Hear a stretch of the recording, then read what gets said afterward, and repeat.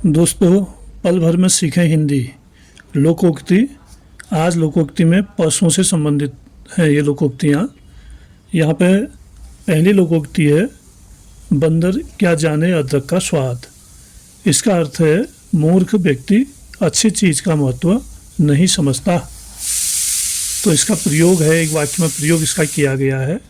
उसे इतनी अच्छी किताब दी पर उसने पढ़ी ही नहीं, बंदर क्या जाने अदरक का स्वाद। यानी अच्छी किताब का महत्व, अच्छे साहित्य का महत्व मूर्ख व्यक्ति नहीं समझ सकता है।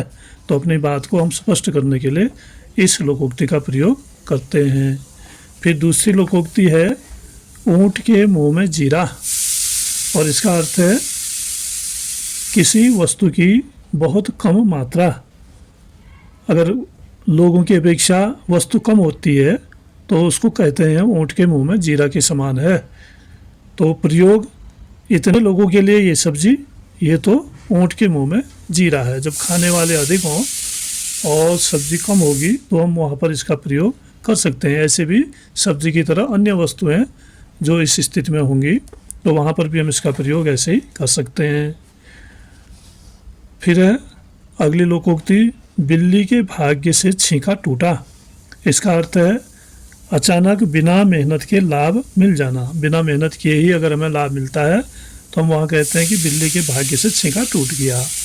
इसका एक वाक्य में प्रयोग है, सुग्रीव तो भागकर गुफा में छिप गए थे। श्री राम जी का आना उसके लिए बिल्ली के भाग्य से छींका टूटने वाली बात हो गई, क्योंकि जब श्री राम आए तो उन्होंने बाली को मारकर किष्किंधा का राज्य सुग्रीव को दिया, यानी सुग्रीव को किष्किंधा का राजा बना दिया।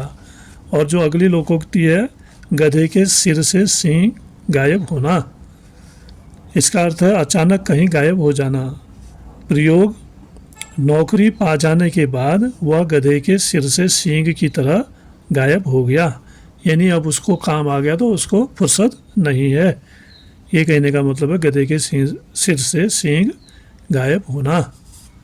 तो दोस्तों, आज पल भर में सीखें हिंदी में इतना ही। फिर मिलते हैं अगले दिन। धन्यवाद।